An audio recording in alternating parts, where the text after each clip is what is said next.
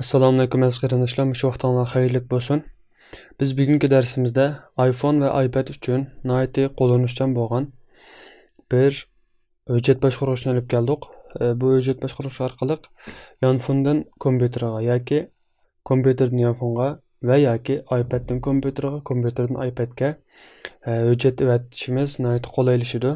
Simsiz holatda o'tamiz va undan boshqa nurg'un iqtidorlar bor. Shuningla bir vaqtda bizning keyingi darslik planlarimizda mush app orqali qiladigan turmushimiz nihoyat ko'p uchraydigan va ehtiyojimiz tug'iladigan ba'zi usullarni mush app orqali ko'rishimiz.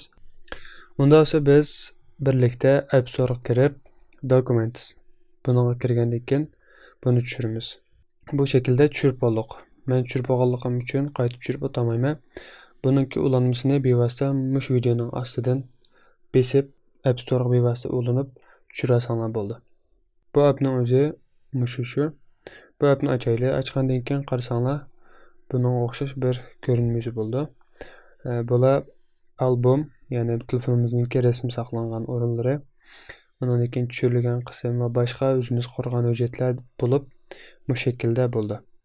Hamda men qo'shim bosgandan keyin qarasanglar, birinchisi hujjat qurish, ikkinchisi tekst hujjat qurish, uchinchisi PDF altida PDF qurish. Bu astidagisi qaragan bo'lsanglar, hujjat topshirilish, rasm va kompyuter degandek tanlanmalar bor. Buni ostiga qarasanglar, ochgan tor diskalarimiz bor. Ya'ni shu app orqali birozdan keyin ko'rsatamiz. Tor diskasiningki appini qachalamasdan bevosita shu orqali kirib hujjat tushirish va chiqarish ishlarini qila olamiz. Qaragan bo'lsanglar, bu yana mana bu shaklda bo'ldi. Bu yana o'zingizlar ishlatish jarayonida ko'rib olsanglar. Bu appningki nihoyat alohida bo'lgan bir iqtidori. Bu yana bosgandan keyin birinchisida kompyuter deb turdi, ikkinchisi bizning ochgan Microsoft hisobimiz, Google hisoblarimiz degandek bularningki tor diskasi. Bevosita bunga kirish orqali ichidagi hujjatlarga erisha olamiz degan gap. Qarasanglar mana. Bunga o'xshash. Undan so'ng biz birlikda kompyuter bilan telefonni shunga ulab boqaylik. Ulashning oldingi sharti cho'qim kompyuter bilan telefonimiz o'xshash bir Wi-Fi ga ulanishi kerak yoki o'xshash bir torni ishlatish kerak. Ochgandan keyin qarasanglar, mana shu tor bekatga kirsizlar. doctransfercheckout.com.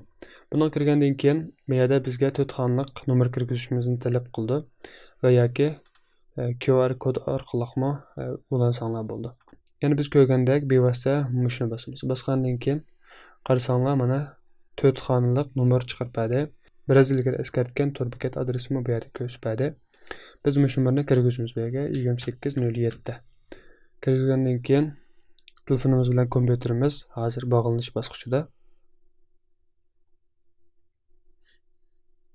Ko'rayotganinglardek telefonimiz bilan kompyuterimiz bog'landi degan gap. Masalan, men shuning o'zida ekranni rasm tortib, men shu ustal ustidan mishaga o'tkay. Men buni saqladim.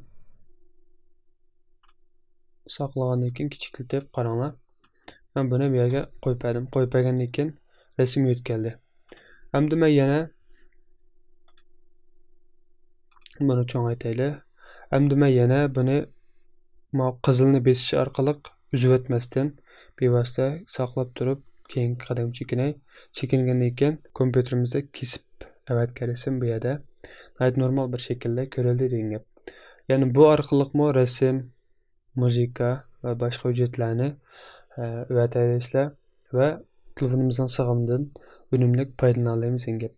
Tez suratda kompyuterga o'taylik degan gap. Undan so'ng masalan mush rasmning o'zini yana kompyuterimizga olishimiz uchun buni bosgandan keyin ostida download deb bor. Va yoki buni bosmasdan bevosita 3 chekni bossangizmi, bu yerda download deb bor. Va ustidagisi ism o'zgartirish, ostidagisi yuritish.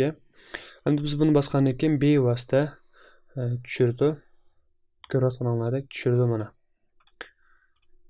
Men uni saqlamadim. Bu appni tanishtirishimiz shunchalik. Undan keyin bu iqtidori nihoyatda qulaylik.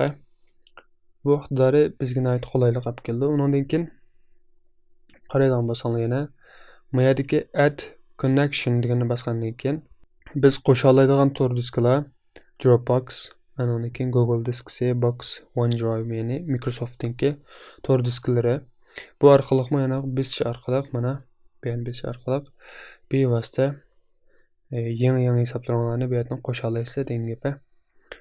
Undan aslida FTP servermi bor, undan keyin Yandexmi bor degandek. Bu tarafi nihoyat qulaylik bo'lgan tarafi. Undan keyin bu app'ninki nihoyat muhim bo'lgan yana bir tarafi o'zida bir tor ko'gich bor.